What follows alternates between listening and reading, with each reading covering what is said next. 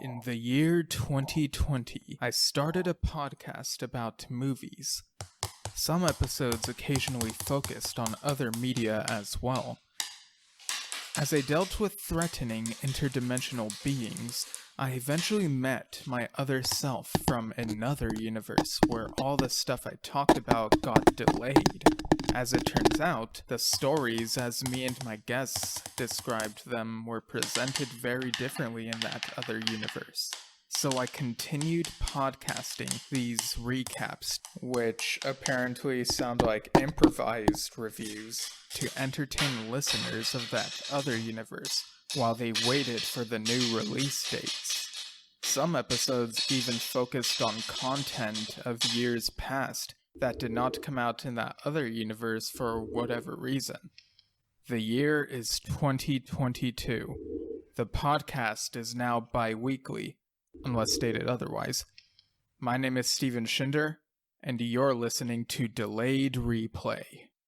Hello, listeners. Welcome to another episode of Delayed Replay, that podcast where we recap and review movies that got delayed in that other universe but came out on time in our universe and are somehow different.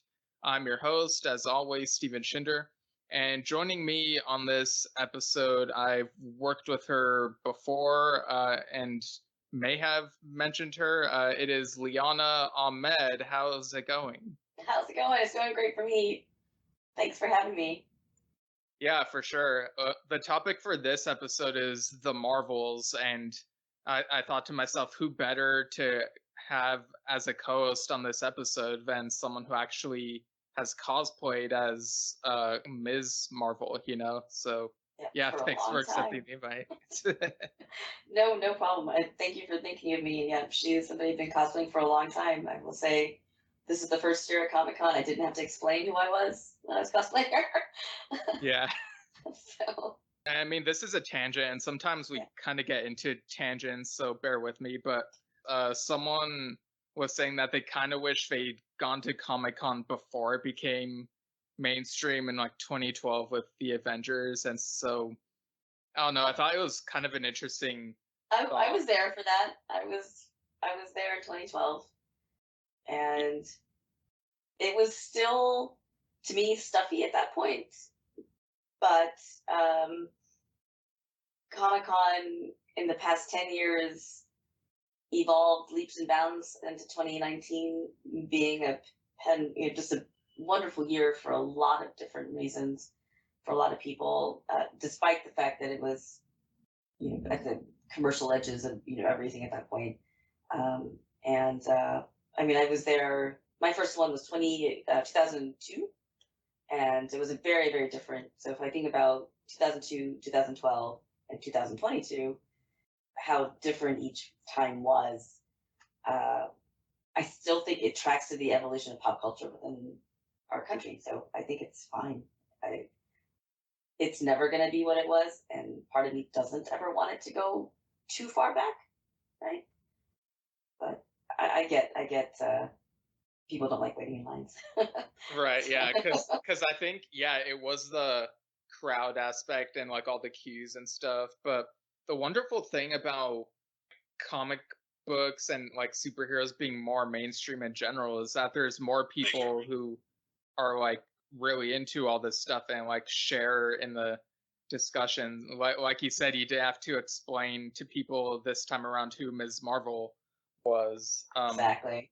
Yep. Yeah, and we also like bumped into each other at the Yelp party this year. Funny enough, like right. I was expecting that. Right. And you always get to see you in certain spots and hoping to see you at others, and randomly you're at the same party as me. So that was great. And it was a boat party, guys. Like we were trapped on a boat together on a 3-hour tour. So that was pretty cool. Yeah, it was very cool. Going into our backgrounds with these characters who are involved, how did you first know about Ms. Marvel and Captain Marvel and like all those characters? Like, what was sort of all the iterations? Yeah. So, my first introduction to I'm going to call it the term Captain Marvel, was the white male version of it, right? And then I learned about Miss Marvel, who's now Shazam, right? Yeah, but didn't they sue each other over this a while many years ago? So, Yeah, there was like a yeah, I feel like I've maybe touched upon this before, but I've like forgotten like the order of how things happened. I Like I can't know, remember either. Yeah, yeah, I because don't I know remember. Captain Marvel was a thing, and I think there was like a lawsuit with DC because like DC. Yep. yeah, because Captain Marvel, Billy Batson was very similar to Superman, and so there's like sort of a back and forth there. But then later on, DC acquired the character. Now it's like Superman is this mentor figure to Captain Marvel, who's now known as Shazam, and I really like that dynamic. Honestly, it's really I funny, and I love love their it. dynamic, and live action wise, the two people that they picked, I do like the actors that they picked because their dynamic is pretty cool too. But going back to Marvel, Captain Marvel, Right? Yeah. that was the first iteration. Then I learned there was a female version of her. Then I learned that the female version that I thought was the first one wasn't even the right first one. And then fast forward to about 2014, 2015, and I started to do a little bit more cosplay stuff for fun for myself. Because I've been attending these conventions, but I never really dressed up. I take pictures of other people, loved it, and a friend of mine inspired me to start dressing up. And then my niece said, "Why don't you dress up as Miss Marvel?" And I said, "Well, I'm not blonde." And she's like, "No, the newer one." And I'm like, "What newer one?" And I started to read, I read all the comics that were available to me up until now we're into like 2016, 2017. And I don't remember which runs were done by then, but I fell in love with the character that represented me when I was a kid, but I didn't have her. So the closest I came to having a character that represented me in physical appearance would have been Enigma. She was a Bangladeshi uh, anti-hero and a mutant anti-hero, and I love the mutants, so I was all for it. And I'm going to stop there because then we're going to start to delve into some of the things about Miss Marvel that I like and I don't like. Right. Yeah, that's great. My introduction was there's this video game in 2006, and I've told this story before, but Marvel Ultimate Alliance was basically what introduced me to the larger like Marvel universe, because before then the only superhero movie I was really into was like the Spider-Man movies. And so my brother I guess he rented it and later acquired it, and like we played this game, and I was like, whoa, so all of these heroes are in the same universe. And that's when, that led me to watching like all the other Marvel movies that were around up to that point. But yeah, one of the characters in there was Captain Marvel. Well, in the game, she was referred to as Ms. Marvel. And I'm pretty sure this was Carol Danvers, but with the classic outfit, The black, like, yeah, yeah, the black. Like compared to red. some of the other characters that you could play as, her power set didn't feel that satisfying. Like it felt like a bit loose, and like there wasn't as much that she could do compared to like some of the other characters on there. But fast forward to the Captain Marvel movie, and it's like it's a more modernized version, but of course takes place in the 90s because nostalgia, I guess. Hey, um when us Gen Xers start to make your films, that's what's going to happen. We're going to set everything in the 80s and 90s. right, And yeah, apparently that's pretty popular with everyone, so. yeah, the 80s just haven't died yet, and I'm not sure if they will, but there's like these attempts to make the 90s a thing, and it's like not quite on the scale of the 80s yet. So it's I kind of wonder sometimes if it's like fetch where like will ever really be a thing, but like I don't know. But anyway, but yeah, the Captain Marvel movie I thought was fine. Like I didn't think it was terrible like people were saying. It was just kind of just fine to me. And then I liked what she did in Endgame, but it also felt like kind of wonky how she only appeared like when she's really needed, because I guess it was like a scheduling thing, the order that they made things, and how that worked out. But what did you think of Captain Marvel, like the movie, and then how she appeared in Endgame? I liked the movie, not just for the nostalgia factor of us going back into a time that I remember very well, but also I liked that the character was finally getting her due. Like the white female character version of her was getting her due. It fell short in certain areas that I thought that they could have expanded upon, but I understand that they were building a bigger universe that wasn't. I was trying to see if that universe could be a bit more inclusive. And so I was really looking for Maria and Carol to get together. I thought that would have been a cute, story that how they got together as a couple. I shipped them like immediately. Their chemistry was great, and I really thought they could make a great couple. And I know that's not a popular opinion. Everyone, when I mentioned that at the time of the movie's release, they said, "Well, why can't they just be good girlfriends?" And I said, "That's fair, but we have so many of those relationships already. I think it's kind of neat to take it to the next level." But having said all that, I like what they did with her in Endgame. And the thing about Captain Marvel is that she has cosmic awareness, so she doesn't have to be anywhere that we need to see her for her to become our hero in the moment, if you will. So the fact that she showed up in the nick of time is very Carol to me, and I was okay with it. And the other side of that is she's a super powerful character. And had she showed up earlier, the movie would have ended a lot sooner. Right, yeah. Which is why they had to come up with an excuse for her to not be part of the time heist. Exactly. And it would have been less fun if like everything was just over sooner. Exactly. I have to say that about all of the Captain Marvels, all the Marvel characters, I should say, not just Captain Marvel, but some of the other ones that have donned that name are also some of the more powerful characters within the Marvel comic universe, animated universe, and now we're seeing in the cinematic universe as well. We even had a version of Marvel in that movie. Mm-hmm. Yep. Because Marvel was originally a man in the comics, I think. Yes, and they exactly. Annette Bening played Marvel. Thank you. That's right. It was Annette Bening. Yeah. And when the movie trailer first came out, my thought was that they were going with a male Marvel to Captain Marvel. Like Carol would acquire it from the male Marvel, like she did in the comics in certain comic book eras. But Jude was a villain that didn't get their due. And so I don't know. It's another one of those where Marvel tends to kill off its villains a little too quickly, in my opinion. So yeah, they've had a villain problem over the years, and yeah, it's still kind of a thing in recent stuff. But yeah, I totally get what you mean. What did you think about some of the other spots within? I think it's Endgame for sure. Did you think she was overpowered in Endgame? It was hard for me to gauge because it was like, it's been over 20, 25, maybe almost 30 years since her movie. So it's like a lot could happen. So I was kind of cool with it. She showed up at the very end of the movie. So I thought it was fine. And I was just so happy to see all the heroes fighting together. Like it was like it solidified that movie as like my favorite MCU movie at that point. And so it's just, yeah. And I just loved how Thanos could not like take her down. Like he just doesn't stand a chance against her.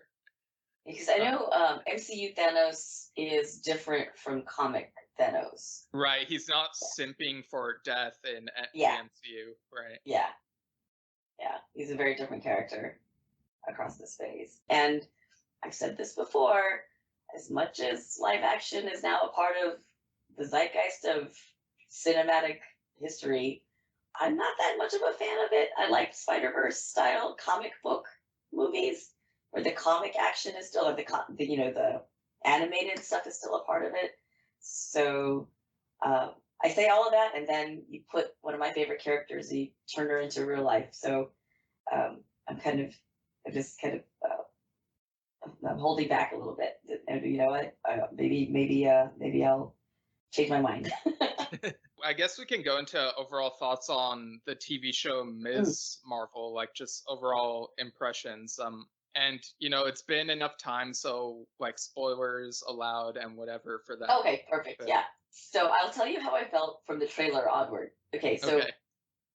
like I said, I've read the comics, and one of those things I didn't like about her was that she was an Inhuman. I'm more of a mutant fan, and Inhumans were, and I never remember this correctly. If I know Namor and some others are considered some of the first written mutants, if you will, but I don't recall if Inhumans were actually written about before mutants. I know I was corrected when I was a lot younger that they were older, but I think the person might have been referencing the the universe itself, not actual publication. So I'm not sure of the publication order, but I've never been that interested in humans until I was sort of forced to be with Yeah, Miss Marvel.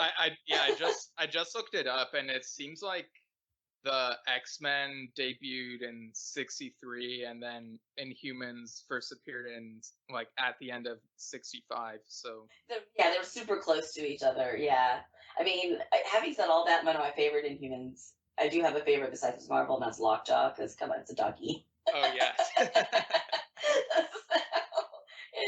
He's just a goober, right? So he's just an adorable goober, and big fan of Lockjaw. Yeah, And it's just a culmination of like cinematic CGI dogs going all the way back to Scooby Doo, and then right, you get to Lockjaw. yeah, exactly. You know, was it Scooby Doo watch so Lockjaw can warp through dimensions? Yeah, we also got Clifford more recently for some reason. Right. And we're not counting a hedgehog that has weird teeth, right? That doesn't count in this equation. So we're not going to Oh talk about yeah, Sonic. because that's a hedgehog and That's not true. a Yeah. dog. So Yeah. Okay. All right. We're just not going to talk about that one. So no, going back to Miss Marvel. Sorry, totally digression into dogs there. But the Miss Marvel being an Inhuman, I was surprised in the trailers when I saw like she had what I called, another friend of mine said the same thing. I was thinking like she looked like she had Green Lantern powers because from the trailers, the trailers never tell you what you need to know about a series or whatever. And I was getting a little scared. I was like, what are they doing to my girl? Why are they taking away her powers, or what are they changing about her that you know maybe some things need to be changed because it's live action. And I thought, no, CGI budgets are not what they used to be. So why are they messing with her? I know some people call it changeling, but she's an anamorph is the better term, I think, where she can pull from her different versions across the different multiverses, and in the comics anyway. She can morph into her entire structure. It's not just getting big and small. She can change her appearance, and so I was really nervous that they were messing with my girl a little bit. And um, so,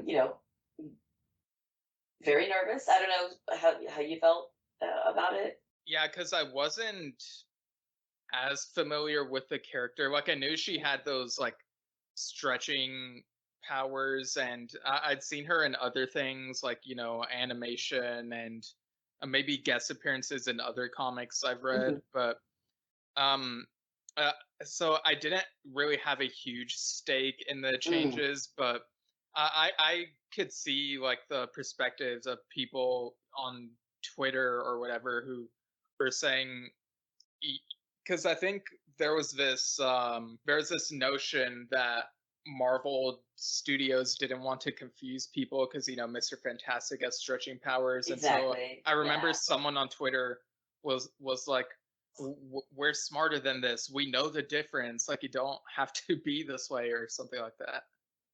That and my thought was maybe so one of the bigger themes within the Miss Marvel comics is identity and body identity, what's the word I'm looking for, not body identity, but just dysmorphia, or just the idea of loving yourself for who you are, or just not loving yourself, or just being harder on yourself for your physical appearance. And apologies for anyone that's suffering that. I just don't remember the right term. I think it's body dysmorphia.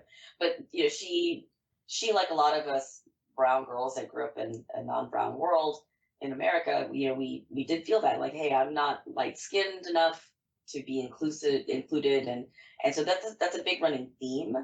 in her stuff, and one of her first I'm not ruining anything by saying this, but in the comics that were published many years ago, when she first steps into the Terrigen Mist and comes out, she comes out fully formed as Captain Marvel, Miss Marvel, in the black suit, in the black lightning bolt type suit, and it's because she realizes, hey, if I could stay like this, I can be accepted everywhere.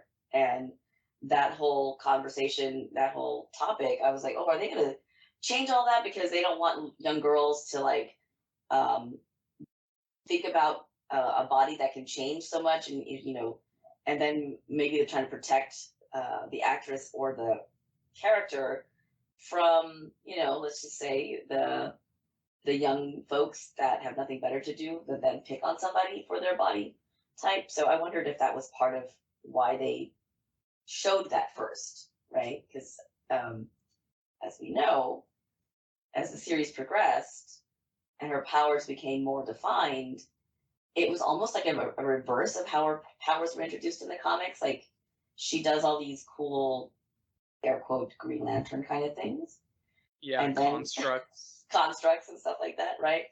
And then towards the end of the sixth episode, right, she actually does the stretchy thing. I'm like, oh my god, she's stretching! Yeah. Because it blew my mind. I'm like, that's so cool that she's finally doing that. And then at the post-credit scene, Miss Marvel switching into Captain Marvel rather than being displaced by, like, some people. We can talk more about that later. But what did you think about her powers?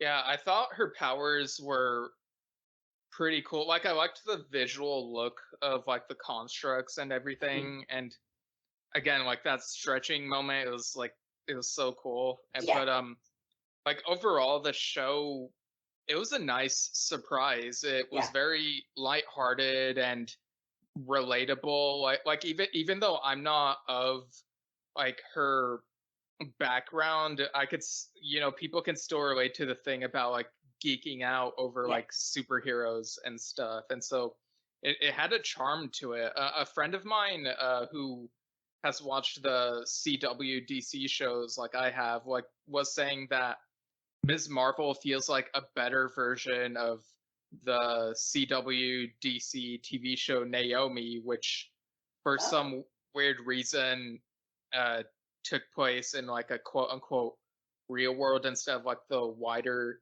DC world. But there's like some other stuff that happens later. But yeah, like both shows kind of dealt with like focused on characters who were like, there are these female characters, teen girls who are not white, who are like really into superheroes. Geek girls, yeah. Yeah, but like the way it was executed in Naomi just felt kind of off-putting at points, whereas Ms. Marvel felt like I don't know, it felt like it had the right balance of like not just referencing, like not too many like geeky references, if that makes sense. Yeah, and I will say, so I'm not Pakistani, I'm Bangladeshi, Bengali, and I have a Muslim American background.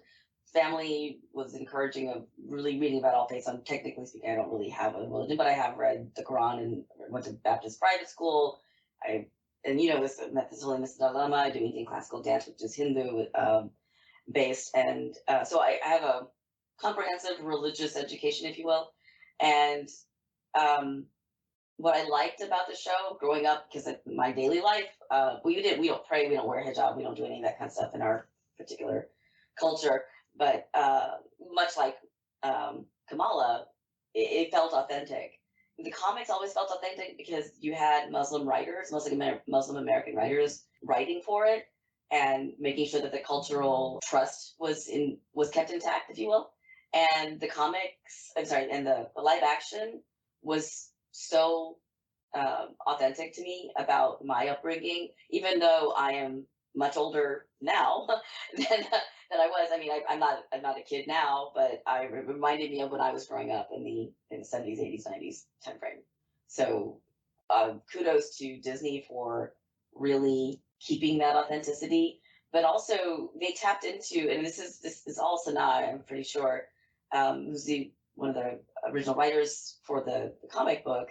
this is her upbringing. I can kind of tell, like, she's from Jersey. She's, she's Pakistani American, and the lingo, everything is updated, but those feelings are still our feelings of, not really belonging. And you don't have to be a geeky brown girl to not feel that way. You can be anybody and feel that way, in a room or in a classroom. And that's why Miss Marvel is so relatable. It's hilarious how many people I have turned on to her, comic book wise, even before the show came out. Because people were asking me before the show started, "Hey, what should I read? Give me the essentials, that kind of thing." And I would even just point to the TV show, because she's in a couple of different animated shows as well. And I was like, "Yeah, just watch any of it. You'll like her, And they're like, "Yeah." And then you plant the seed and you just watch it grow, and then you just watch people kind of like absorb other things. And then when they came to the TV show, or if they just started with the TV show, they related to her immensely for those reasons. Everyone has felt out of place at one point in their life. Yeah, and the show, and I could be like maybe a bit off with this, but it felt a bit to me like Never Have I Ever, but with superheroes, if that makes sense. Oh, I said the same thing. I'm so glad you mentioned that, because that's exactly what I called it. Because I was trying to get a friend of mine who's not a geek person to watch it. I was like, "We watch Never Have I Ever." It's like that, but with, superheroes. Like, Never Have I Ever is also one of those weird, like, I was in Model United Nations. That was like, man, did somebody like watch me growing up and then they put it in a TV show? This is weird. Yeah, season 3, like, on Netflix soon for us. Like, right, yeah. right. By the time this episode comes out, oh, cool, that's right. To rewatch too. I just need to watch the whole thing over again. But with Miss Marvel, she tapped into the geeky side of me. Like, that's something that I would never have I ever. There's too many other things that they're dealing with that they don't tap into that much, and the character development doesn't have that quality. But if you merge those two young girls together, that's me, in a nutshell. And but that's what I liked about it, about Miss Marvel, and also just the geek culture that is thriving now. Like we were talking about earlier, about Comic Cons and conventions in general, and how those things have evolved over time. The fact is that they have a con that they're trying to get ready for. I thought that was hilarious. She is a cosplayer, because that's how we think. We literally have that final flourish. We don't know what we want to do.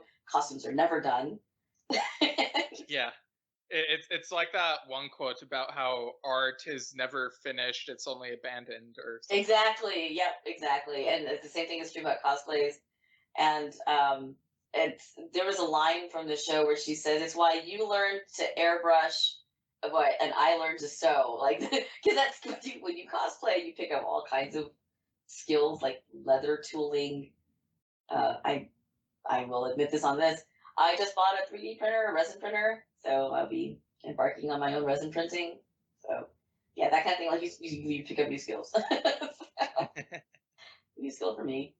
I loved the parents. They reminded me of my own, and I can't wait to see more of the TV show and more of what they do. There's some things that happen in the comics, and I don't know if they're going to bring those in to the next series of the TV show. They didn't put it into the movie, so I'm assuming that maybe they'll bring it into the TV show. And I still think, okay, not a spoiler anymore, because Miss Marvel is a mutant. That was revealed at the very end of the TV show. And like I said at the beginning, I'm not a Inhuman fan, huge mutant fan. I had to watch that over and over again, and I like the post-credit scene. Like my brain was like doing backflips, because I'm like, wait, he just said, did you say what I think he said? And because they already kind of, there's no Terrigen Mist, there's no nothing. She's got a magical, air quote, magical bangle, and it unlocked a mutant gene, and so she's a mutant. She's officially the first mutant. Yeah, I had to rewind it, because I was like, wait, did I hear that right? And then because you heard the music. She was right there. Well, here's the funny thing. When I watched it, like, I did not really pay attention to the music. I was just focused on like the wording, and so it was like the next day or something, or a couple of days later, I heard that like they played the music, and I was like, wait, really? So I heard. I had to like go back and yeah, the X-Men '92 theme music is there. Yeah. The illusion of it. So because I'm a music person, so for me, I hear the music first, and also the soundtrack for Miss Marvel's all the episodes is great. It's if you like some Bollywood music or like just international music, it's just awesome. But anyway, when they're playing, I was like, wait, did I just hear? And then like I'm seeing the actor who was playing Bruno's mouth move, and I'm like, what? and so I had to rewind it, and there was like a good 24, 48 hours, like the usual spoiler window, if you will, that nobody was saying anything from Marvel because they didn't want to ruin it for people that were just watching the TV show for the first time. And so that left us debating, being our online warriors, like, no, it is, the theme song was right there. And I'm like, will my wish come true? That's what I was thinking. I was like, is my dream gonna come true? How do I feel about this? So yeah, that's the last thing I will say about the TV show, is that my dream came true. And was I okay with that? Yes. So getting into the Marvels, it picks up like right from the end of the Right. TV show. We see Pamela is in her room, and then all of a sudden, whoa, it looks like Carol, and like looking at the posters and be like, wait, what? And then the parents walk in, and there's like this funny reactions. Like, what did you think of like their reactions and how all that went down? Well, we get our question answered, like, did she switch places, or did she actually, just morph into the character? And, at the end, she doesn't open her mouth, right? So you don't hear the voice. And so you realize that she's morphed again. And it's going back to that thing about her powers, like being the reverse of the introduction in the comics. So she's, turned into Carol, and she can't turn it off. And they alluded to that in the TV show too, like where she couldn't control her powers very well, so she has no idea how to not be a Carol Danvers lookalike at this point. Like, she's freaking out, and she doesn't understand why, of all times now, this has to happen. And her parents are also kind of confused, and the dad doesn't believe, that this is happening. I thought that was kind of funny, and what was it? What did she say? Like, jogged his memory. I think it was the Chutty Hulk, just little Hulk, Butter Hulk thing. Like, she called back to a funny moment in the TV show. That. Oh yeah, and yeah. she mentioned when he like painted himself to look like the Hulk. Yes, exactly. And so he's like, okay, maybe you are who you say you are, but you can tell the dad, who reminds me of my own dad a lot, but with the love of technology and just thinking it's all magical. He's kind of like fascinated by this, His little Marvel is literally Captain Marvel now.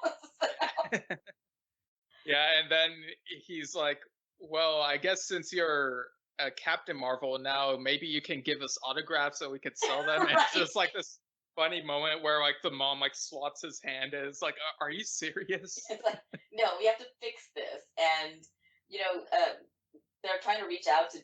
It's funny because they're in Jersey City. They just go across the pond, which body of water is it? Oh my god, it's like a bay or something. Yeah, right? the bay. Go across the bay and get some help. I mean, where's Spider-Man when you need him? Where's there's no Avenger Corps anymore that they can just call. You don't just like look him up on the internet. I was about to say Yellow Pages and show my age, but you don't just look up the Avengers and call a phone number. Maybe if you were the DOCC, and we also learned that the DOCC is still spying on the family, and there's all of that still happening. I like how they kept them involved as that evil force that comes into play, but it's not because we've already seen some of our Avenger friends go bad, right? And it's it's Pepper that strolls up, and we find out that she's been sort of watching because she's spying on the spies, even though very, I think, famously or infamously, they all their technology's locked up. But hey, she was married to Tony Stark. She's got her own ways of finding stuff out. So, she helps get her in touch with the real Captain Marvel. Yeah, and it's a really nice surprise because after Endgame, like I wasn't sure if Pepper would pop up again, because they've had trouble, like, well, especially earlier on in the MCU, like they kind of had trouble trying to bring back some of the love interests and giving them like really something to do. So having her here was, it was a surprise, like it was when she returned for like the end of Homecoming, Yep. and it's really cool to see her. I think she'll probably pop up in the Ironheart TV show as I well. think so But too. I thought it was a very sly, subtle reference when Pepper is like, "Well, Kamala, I guess it's up to me to rescue you for now," and it's like a reference to her, the moniker she takes up in the comics, Rescue. Oh, that's right. Yeah, yeah. That's true. I totally don't. You know what? That's a good call. I did not. Yeah. Yeah. It's just like it's a nice to know that it is a full cinematic universe when you see characters pop in and out like that. I'm curious with some of the Eternals that sort of showed up, kind of popping in and out, but they were also part of this. But I don't know what their end goal is with them. But seeing their faces show up as the story progressed, I just, you know, we knew that we would see Nanjiani's character, but only because he's referenced in the TV show, and how when she finds out that it's the same guy, he just doesn't age. That was the funny part. Because I don't know if you remember the conversation she had with Gamran about Kingo. So his character's name is Kingo, and I want to make sure that I got it right. So in the Eternals movie, if you recall, his character is Kingo, and Kingo is a Bollywood pop star.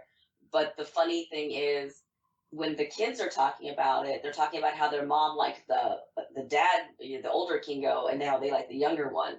And that's what I was talking about, the moment where she's introduced to him, and she's kind of simping, like, "Oh my God, I'm meeting Kingo," and then she figures out and finds out rather quickly that, hey, it's been the same guy, so I have the same taste in like Jews as my mom. Yeah.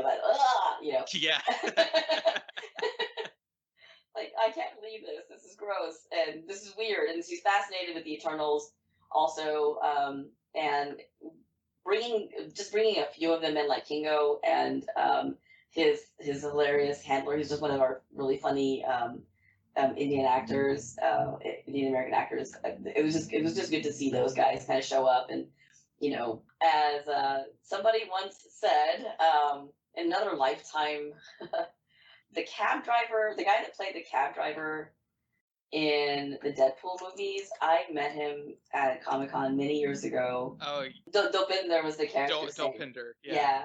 So the young actor, the actor that was playing him at the time, this is like maybe I don't know, 3 or 4 years prior to Deadpool, because I think he was still trying to get it made at that point in time. Karan Soni is his name. He was in another web series with the AT&T chick, by the way. And so they signed free autographs and all that stuff. They were that desperate to get people to watch that TV show, that Yahoo series. He wrote something on my autograph. He's like Brown Power. Anyway, so for me, it was also like seeing a bunch of South Asian stars getting together in a TV show. I'm sorry, in a movie. That was kind of neat, like from different parts of the South Asian entertainment spectrum. So I was gonna keep bringing that up only because it's something I didn't get to see much. I'm just happy that we can see it, and it's natural. It's not something that they forced. Yeah, it's a more ambitious crossover than Infinity War, one might say. Yeah, exactly. As she's walking around with Carol's form, like, of course there are like the civilians who are fans of her trying to get selfies with her, and right. you have like the moments where you see like the Instagram posts and videos. And admittedly, when they do this, like when they show people being their like online selves with like the filters and stuff, it really annoys me when they do that in movies and shows. So that was just like a little thing that bothered me here. So it's funny. I like it because it's real. I get what you're saying. Like, it can get kind of annoying because it seems kind of distracting. But right. I'm not going to sing, to be fair, but to be fair, that's how our younger folks are engaged in this. That's how they engage with the world. They engage in those filters. They engage online in social media, and as we know, Miss Marvel slash Carol Danvers slash Kamala Khan is a huge social media, you know, not presence, but consumer, I should say. Yeah. So, if she didn't do that, I would be surprised. I would be like, oh yeah, you missed. That's a missed opportunity to connect with younger fans for sure, because that's who she is. And there was that other scene when they're where they're in line, they're queuing up for something. I guess they're trying to get onto the subway to get away from people, and they run into Ant-Man for some reason or another. Like it's like yet another one of those little Easter eggs. Like, oh, he's just walking around because nobody really knows who he looks like. Yeah, he's not as popular within this world still, Yeah. which is It's still just funny pretty sad. Yeah, that whole podcast, like he's a little jealous of like how much attention Carol Danvers is getting. He doesn't know. That's the other thing. Like they kind of left that open. Like he never finds out that that's not really Captain. So he just gets kind of like, oh man, I had this podcast and I did all this other stuff and nobody pays attention to me. And then he just kind of does that. I like that they kept all that humor intact. Intelligent humor. But going back to the plot, because I'm still like stuck on all the little cameos and stuff like that. But what did you think about the overall drive towards the cinematic universe? Because I have an opinion that may not be popular. They've been heading this way for a while, but since we've known that Nick Fury has been in space with dealing with stuff with the Skrulls and stuff, and there's all this stuff going on with the Kree. It was pretty inevitable that there would be another space adventure within the Marvel, not just general Marvel characters, but characters who have Marvel in their names line of storytelling within the MCU, if that makes sense. Yeah, that makes sense. The end of WandaVision also had that credit scene with Monica Rambeau, and Yes. she's with Sword now, and so seeing her return was another. I was just about to say, yep. There's a sisterly love between the two that because neither one of them is comfortable with their powers. This movie is about them growing into comfort with their powers. I wish they spent a little bit more time on that rather than some of the. I love space adventures, obviously, because we bonded on Trek, this, but I kind of wanted to see more buddy character development, if that makes sense. So that was my one thing. I was like, okay, yeah, you got two people who have every reason to bond together, and they did, but they maybe it's an 80s thing, like a montage of them getting to work their powers out with each other. That would have been funny to me. But you could even include an old school 80s. That's exactly what I was thinking. Yeah, and then maybe Carol pops in with oh yeah, that's what she understands of the Earth, right? She's from that era. So oh, this makes sense.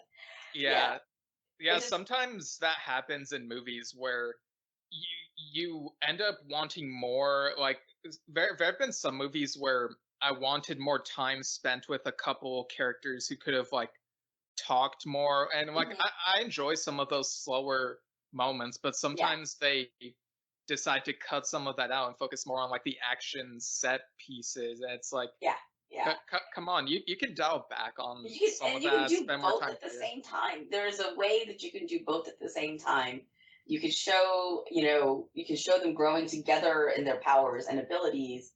The funny thing, in the animated shows, I liked that in the downtime, there's always a training something or other in at least every other episode of the Marvel animated shows, where the Avengers, New Avengers, Secret whatever's, they're always training. And that's what I was looking for. I was looking for more training. And, you've got Pepper setting up a secret place for them to train, but they're like called away too quickly, I think, by the real captain. Yeah, And they don't like spend their time with it like in the yeah, X-Men First Class training montage. exactly. And this one, they deserve that. But I mean, maybe it's just, I don't know. Maybe do you think they were cramming too much into one movie?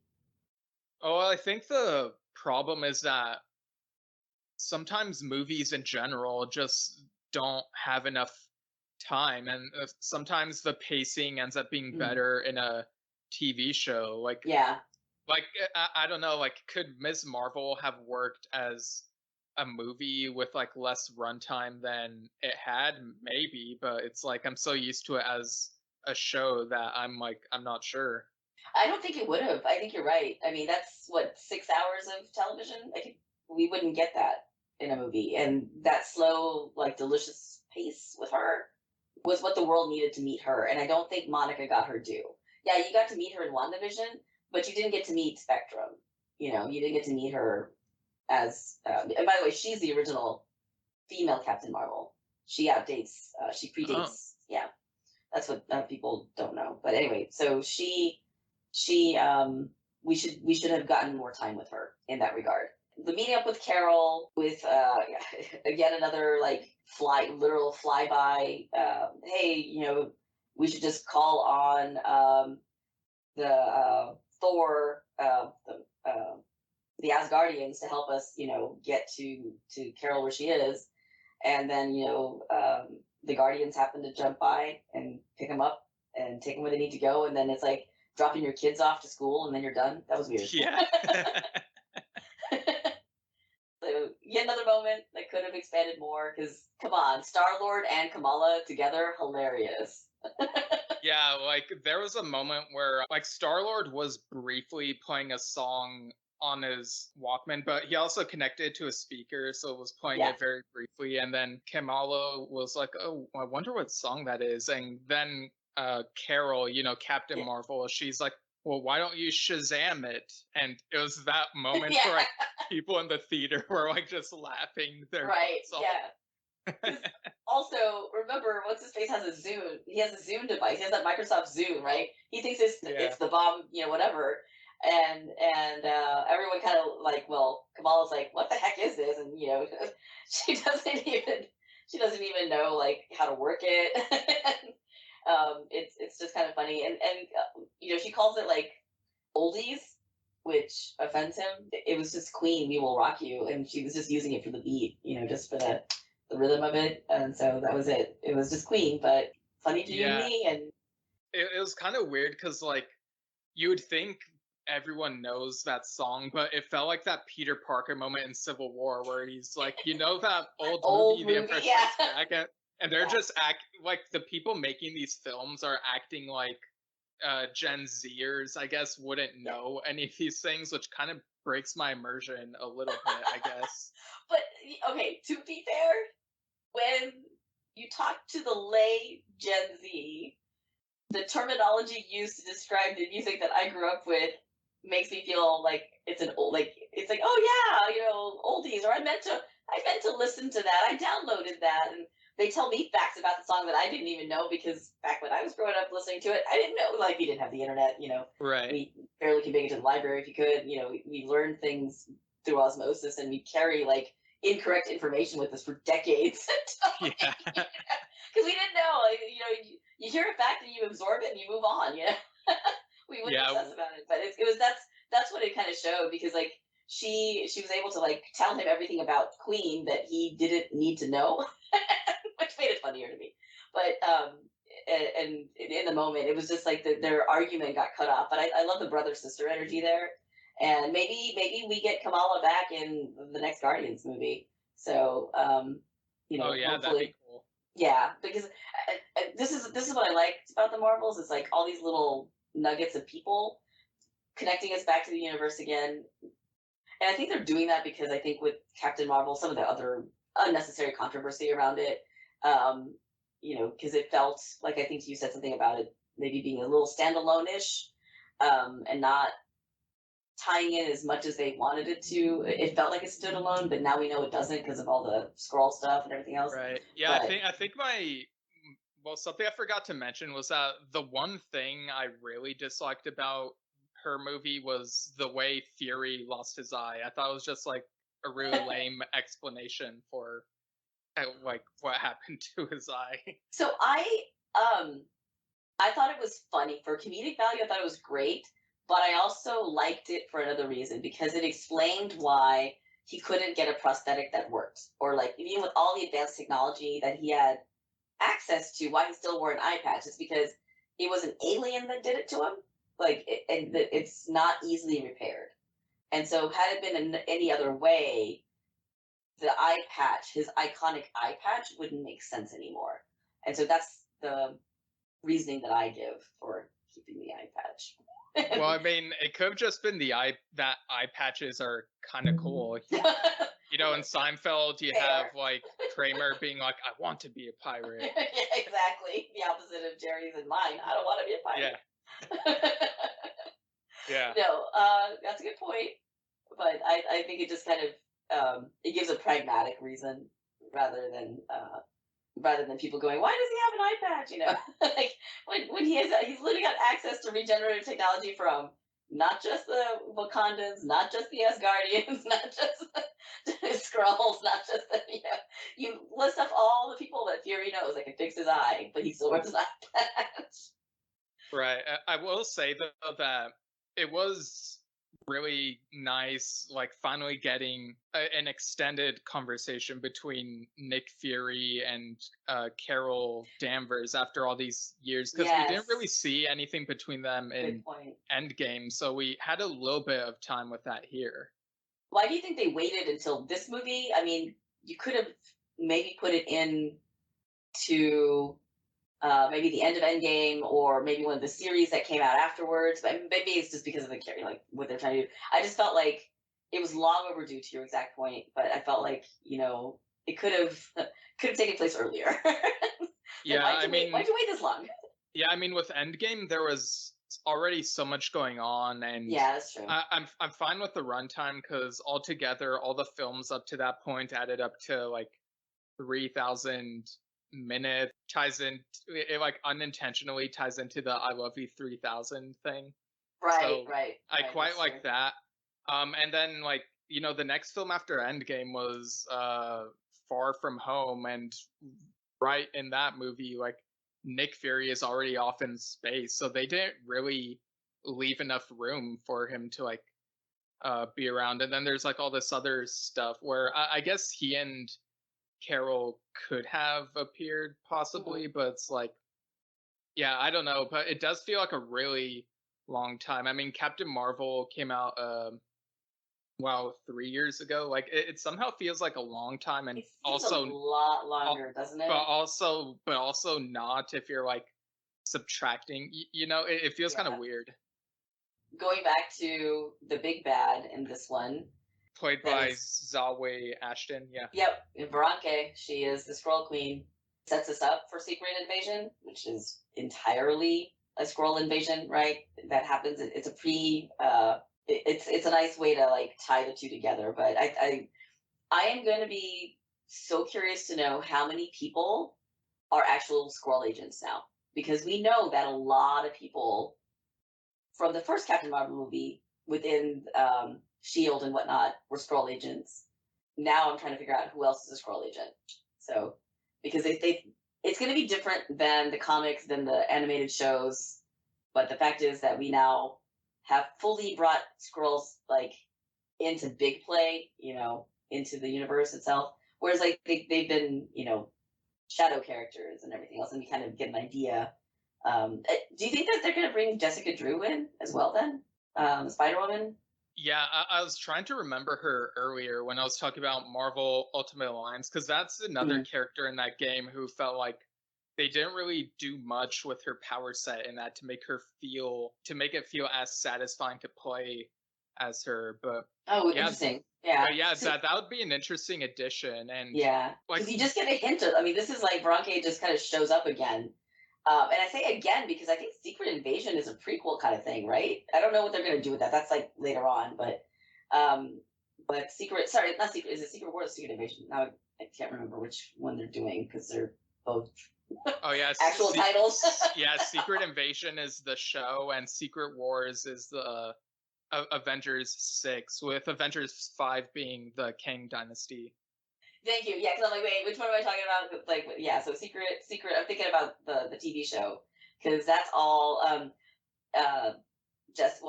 Originally, I think it's the Jessica Drew as a Skrull agent as Veronica concept, right, from the comics. But I'm not sure what they're gonna do in the TV shows / movie, whatever. But I think we're setting up for a Skrull Kree showdown. We didn't get that this time around, and that would be the one thing I wanted a little bit more of that, but I get why they didn't, because I think they're building up to it to be kind of like an end game kind of thing, right? Like we want the stakes to be raised per show, per movie, to make it matter. Because right now we like the Skrulls, and she seems like she's a good person, but I know that she's the big bad, at least from what I remember. And the thing about Jessica Drew, and I'm going to tangent just for a second, is when I was a kid, we had the Spider-Man animated show before Spider-Man and His Amazing Friends. They would rerun the 60s when we didn't have cable growing up. But they also had Jessica Drew, her cartoon, right, as well. So she's actually my first Spider-Woman. And I am trying to work on her cosplay next. So that is nice. Yeah, that's, my secret hope that Secret Wars and Secret Invasions includes my Jessica Drew. But yeah, she is my first Spider person. So Spider Woman, I should say. Spider-Man's always been my first Spider-Man, but like some people say Miles Morales and stuff like that. Like, no, for me, it was always Peter Parker. But yeah. So what did you think of some of the action sequences within, we have the space battle, which kind of sucked. But then yeah, like some of the CGI looked pretty wonky in places, to be honest. Yeah. I'm gonna try to watch it again in one of those 4DX theaters where the seat moves. I watched the first Captain Marvel movie that way, and I actually kind of enjoyed it because of the space scenes. And I watched another superhero movie first in one of those theaters, and I decided that I would always watch it first in a regular or IMAX theater and then decide whether or not to do the 4DX, because that other movie was not good in the 4DX.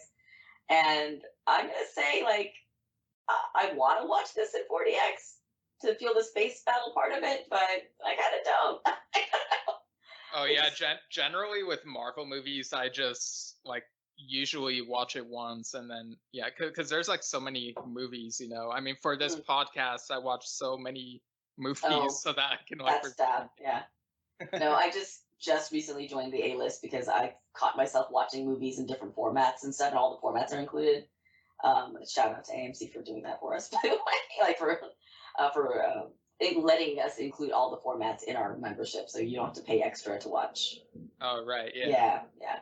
So that's the only reason I can say I can do that, but I might just do it, but I felt like this was one of those space movies where I was like, maybe I don't watch this in 4DX. But I did like the fight choreography that they had going on. Because I will say, lately, after Endgame and maybe even after Winter Soldier, the fight scenes weren't that great.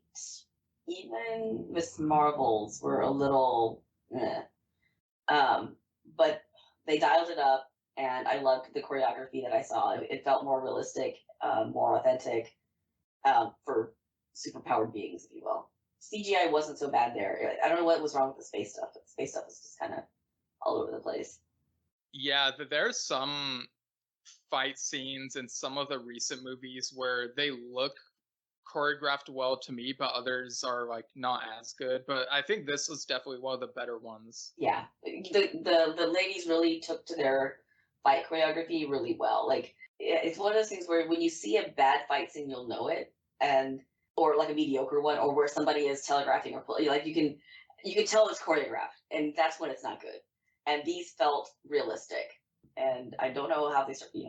Sure, it's all CGI and whatever, but I couldn't tell, and I was too engrossed in it to notice. I think it's because it's a space scene. You have time to absorb it all. It's a little different. But when your humans are at stake, or your power people are at stake, you're not paying attention. I'm sure if I watched it again, I would probably pick it apart, whatever. But I was in great engaged and engrossed in it. I didn't see anything too off-putting about it, comparatively speaking. Yeah, I think there are some movies where they'll try to distract the audience by like playing some really cool music while a fight is happening to make them think that the fight is well choreographed, if that makes sense. But with this being a Marvel movie and the music not standing out that much most of the time, you know, it was kind of subdued here, and that kind of worked in its favor. So I was sitting there like, okay, I'm not being manipulated here. This fight is actually good.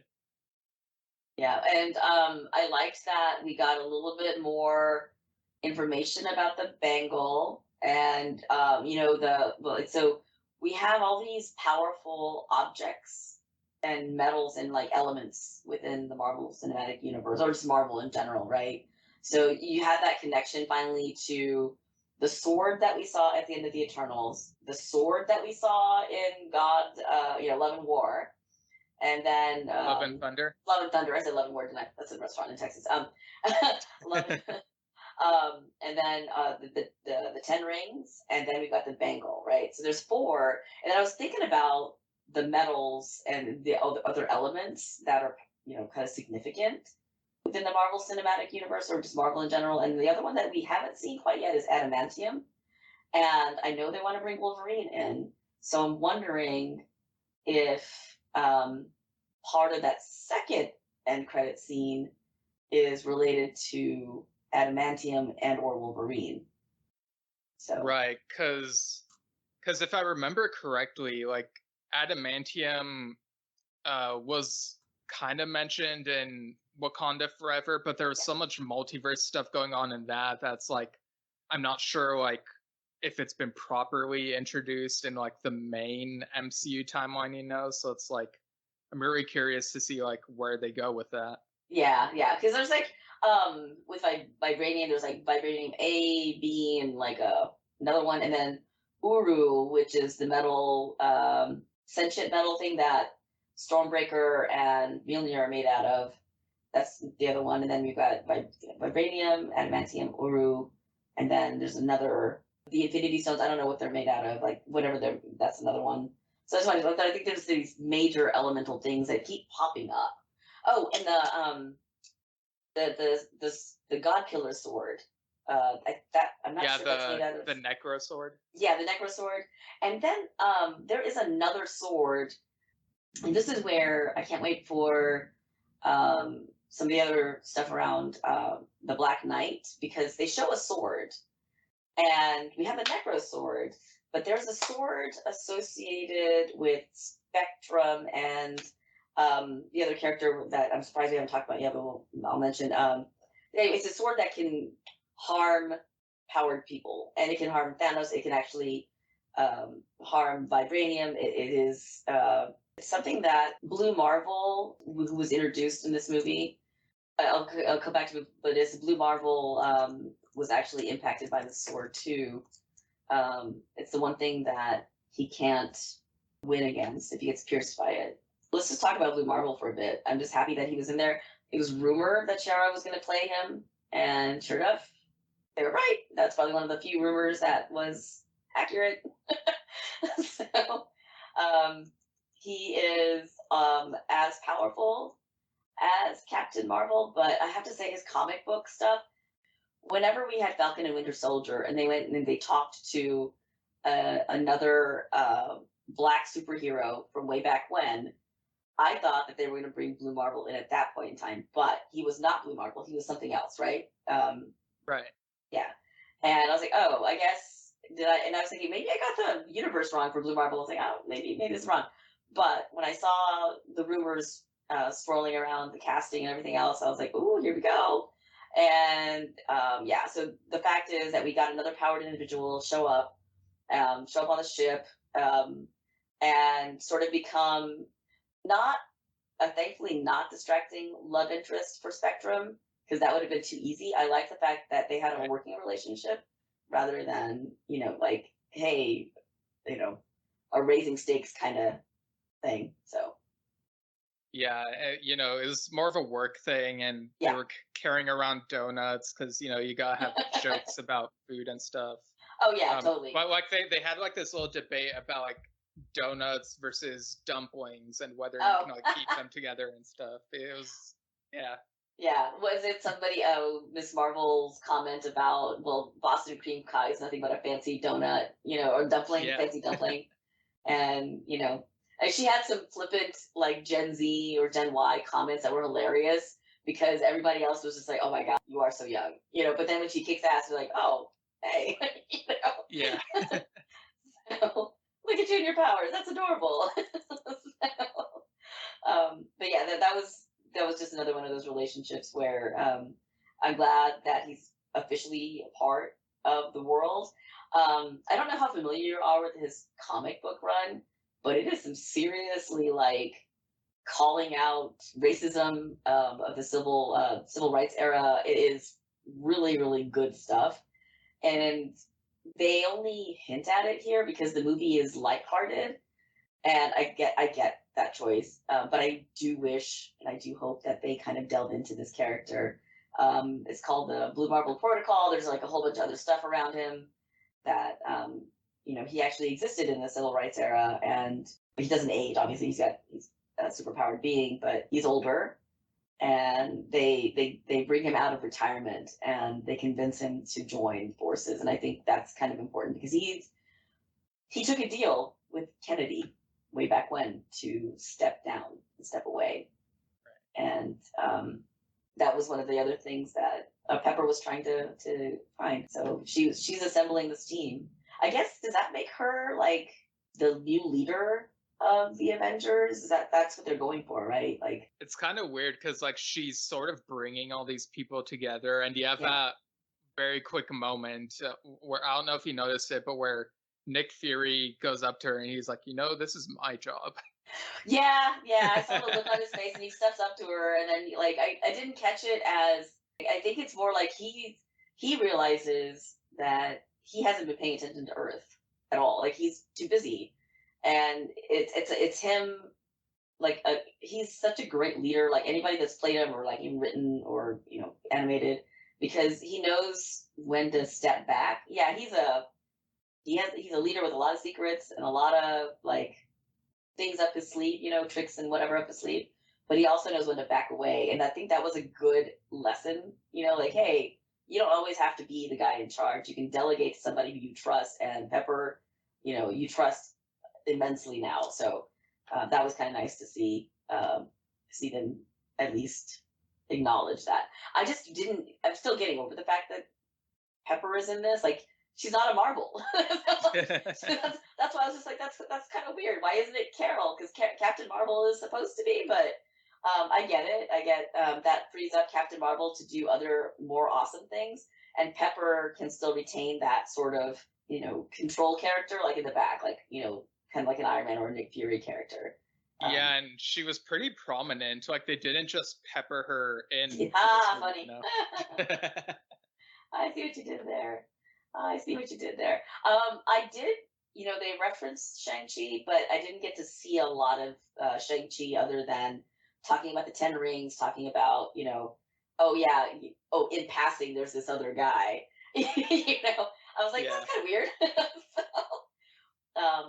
Because you have all these like major weapons that you're gathering together, and I'm still trying to figure out who's going to fight each other in the end here as we culminate from phase 5 to phase 6. Like, we've got Skrull, Kree, we've got magical characters, mystical characters. Like, how are the chips gonna fall? There's a lot of these movies are set up, and I'm just trying to figure out, like, what are we getting set up for? So Yeah, some of it feels very much like a transitional movie for bigger things. yeah, but everything feels that way. That's what gets me like, what, Yeah. And I get it. It's the mutants thing, and I like the fact that we have Doctor Strange talking about the multiverse. It's a phone conference. It's a video conference, whatever. And he's explaining to Pepper, kind of like, he's like, I'll fill you in, but basically this is what happened. Like, because basically he's like, go watch the other movie. Inigo Montoya, it's too much. I'm going to sum up. And he kind of just talks a little bit about, what he's doing. And what did you think about America joining them in space? That was kind of weird. Yeah, because the way that her story, like the way that Did she need Multiverse to join them? Madness. Yeah, because like she's dimensional, interdimensional. Like, why did she? Yeah, because like she goes to other dimensions, but it's like, oh, I guess she's gonna stay in this one. It's yeah. Oh, that was the weird part. I'm like, she could just go do it on her own. But I also think it's because she's a kid. She's like, I'm going to space. All right. Right, but I do like that we're seeing more of her, because I honestly wasn't sure like how much more we'd see, but like in hindsight, it's like they are setting up all these younger characters to sort of be the next thing, Yeah, so there and here's where like having Pepper come in kind of throws me off, because what's the group that's got America, Captain, I even Namor, I think, is in this one. He's obviously not in this movie, but some of the other characters that we've been introduced to already, except for Miss Marvel. She shows up like tangentially as part of this one. It's not. It's an Avengers group, but it's not Secret Avengers. As a Young Avengers. I think it's Young Avengers. I think that's what it is. I think this is. Up until this movie, I thought we were setting up for Young Avengers, and there's too many versions of these groups now that all the names running together.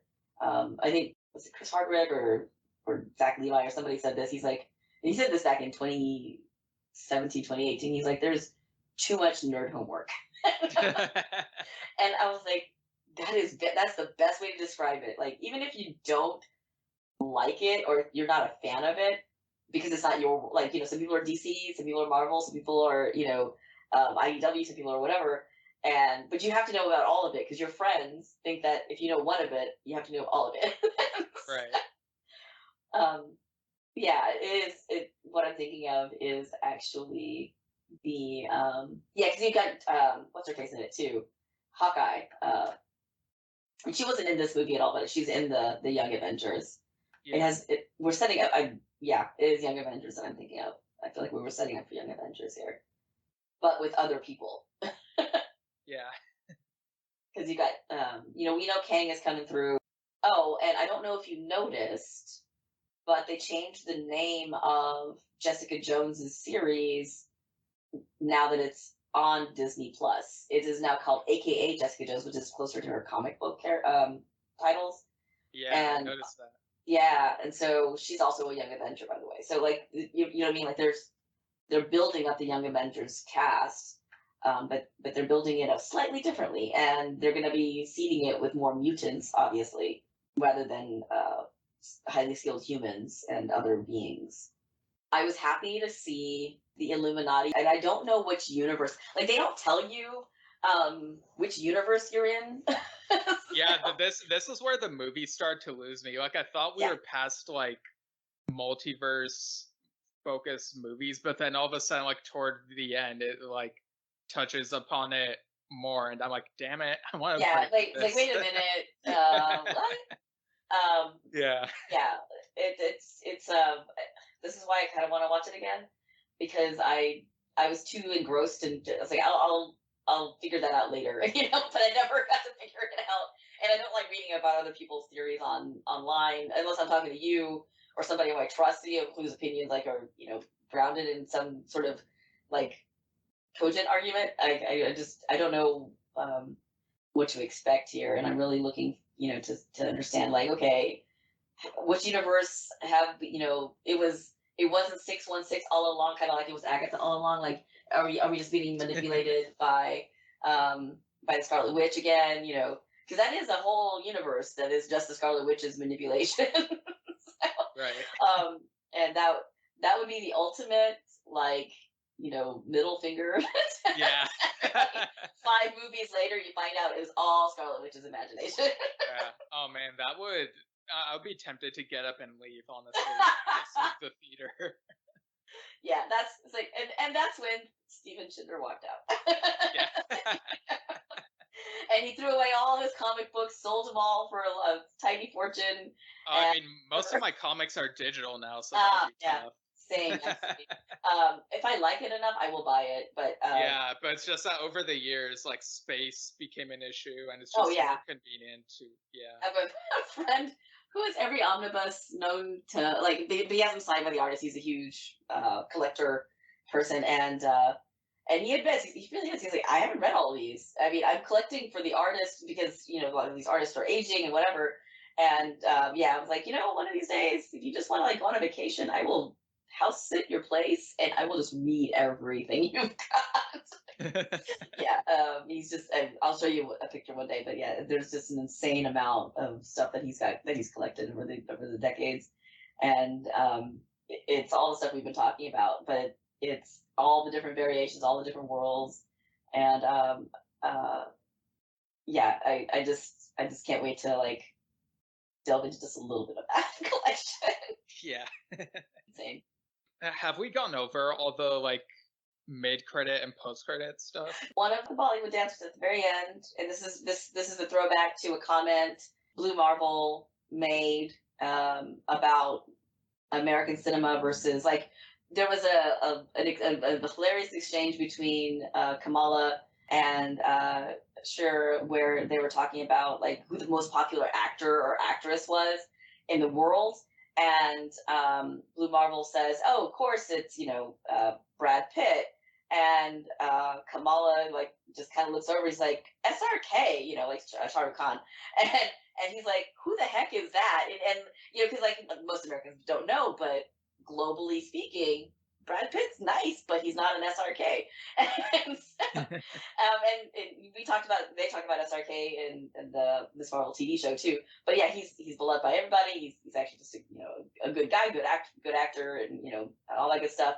And so she like shows him like a little bit of like a Bollywood whatever, and he's like, okay, I can get into that. And so not related to anything, there's an adorable Bollywood dance sequence that they all do at the end, and it goes on for like 5 minutes or so. Yeah, they actually do a full song. It's actually an old classic song that they do, and like if you don't know Bollywood, you're not going to recognize the song, but it's a classic. Om Shanti Om. It's from a very popular movie in the mid 2000s, and they do their own routine to it, and SRK makes that cameo also, which I thought was a freaking awesome.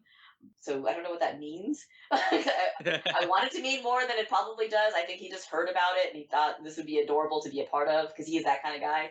But I want to see that end credit scene too because there's a lot of people, and I have a feeling that a lot of people are tucked away in those background dancers.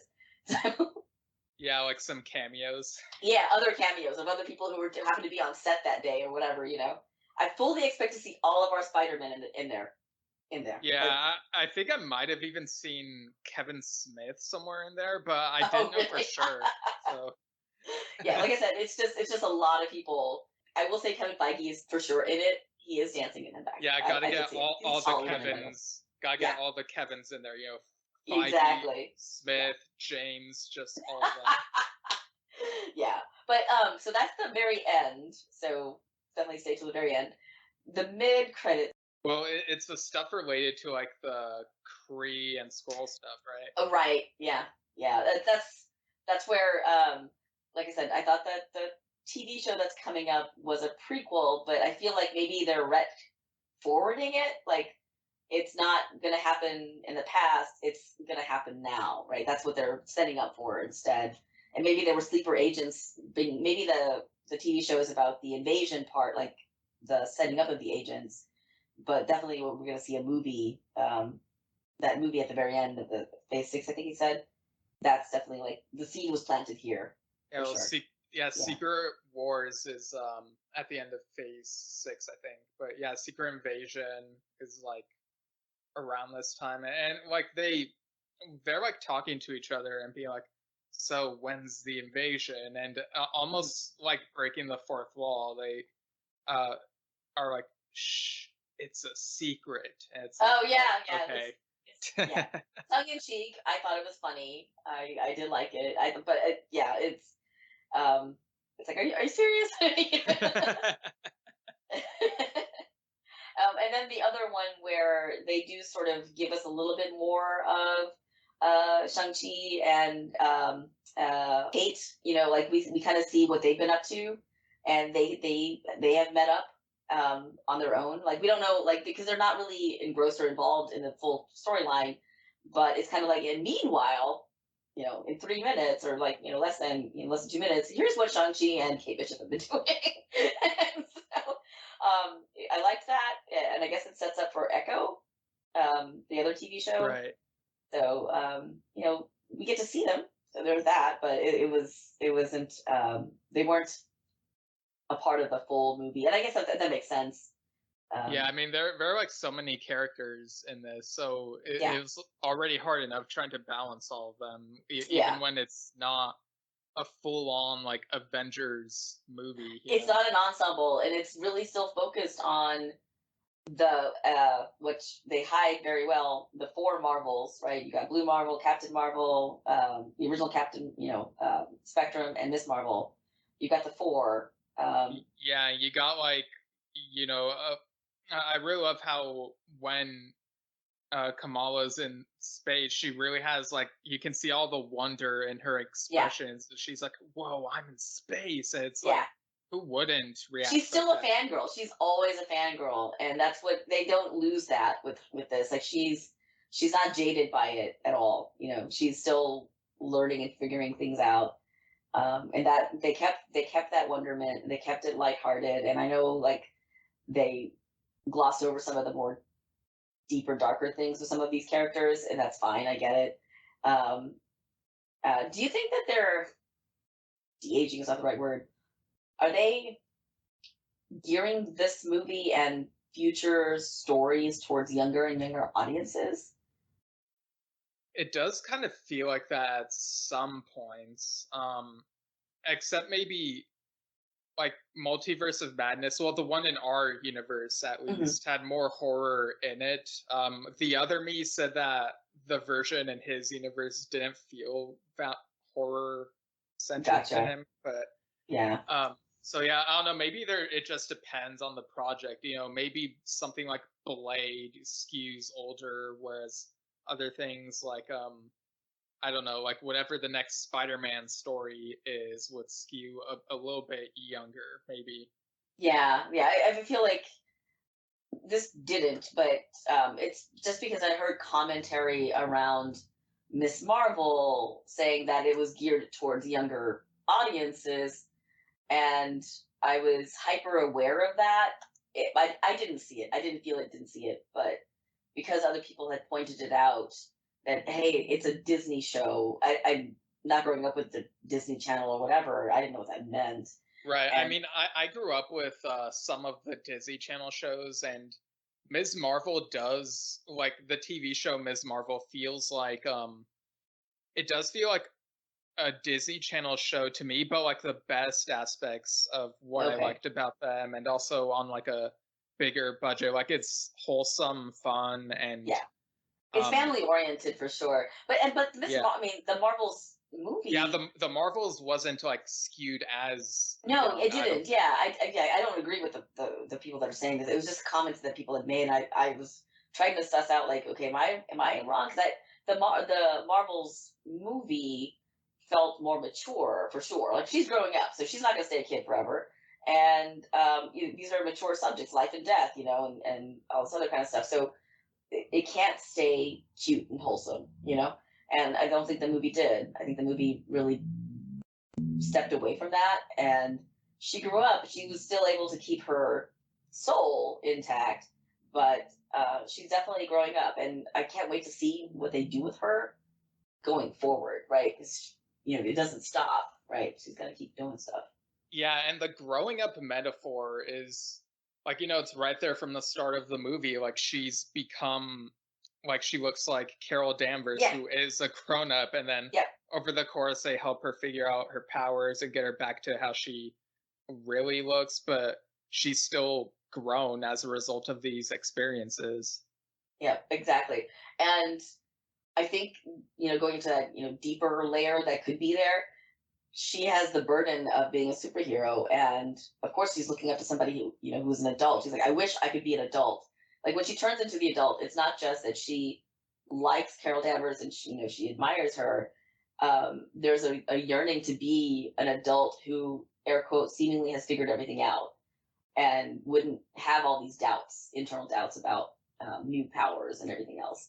So on one layer, it's it's being a fangirl, and another layer, it's like, wow, there's an adult that I admire, that I want to be like, because I won't have to be. I can skip this awkward stuff, and it's only when she overcomes that awkward part that she actually gets over it. It was like one training module, that they kind of barely showed, and it's just like one or two lines from Pepper and Spectrum, but she gets over it.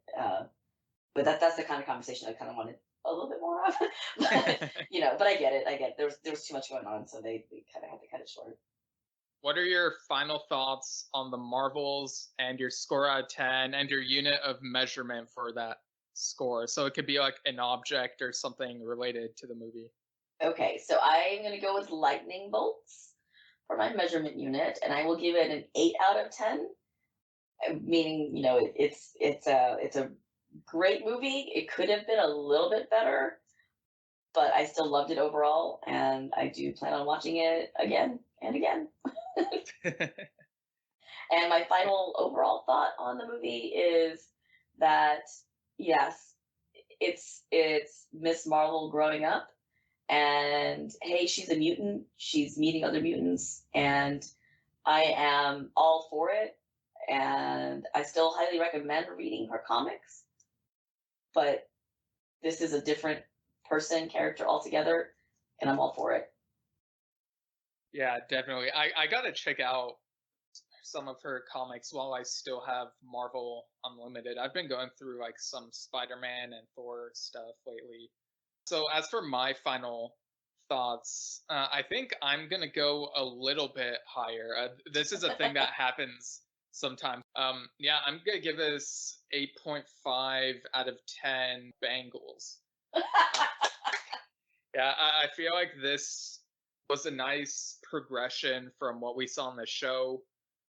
Like we said, there was some weirdness with the space stuff and the multiverse stuff that we weren't that into, but the human interactions that we were able to get that they didn't cut, I really enjoyed. Everyone felt like a person, and they all felt like a family, and I just really dug that vibe. So there is room for improvement, but yeah, overall, I really enjoyed the Marvels.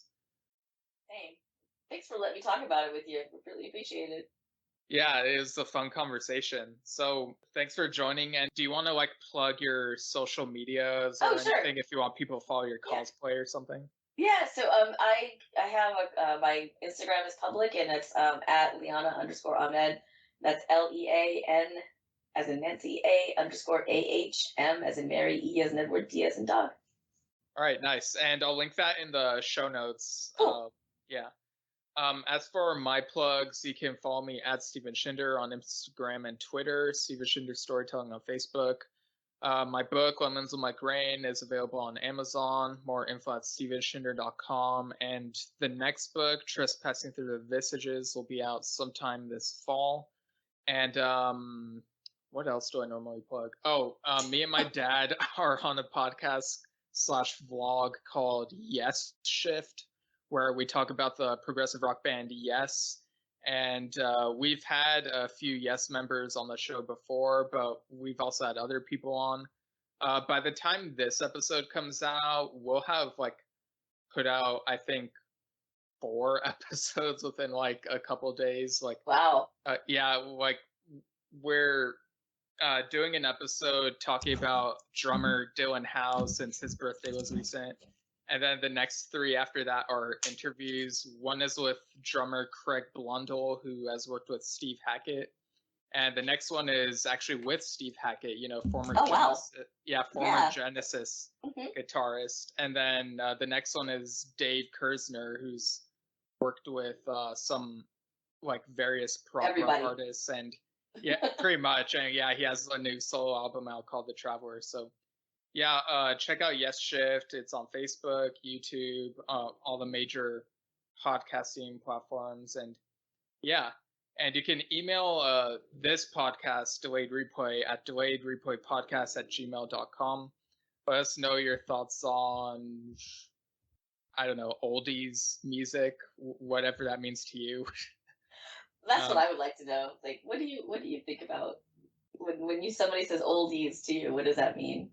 Yeah, I think of it as like 70s at the latest, but I feel like we're probably at a point where maybe the 90s are oldies to someone out there. I don't know. Oh yeah, see, for me, oldies is anything older than the 50s or 60s. Okay. Right. But yeah, I guess that'll do it. Thanks again. Thanks for having me. Yeah. And without further delay, have a good day.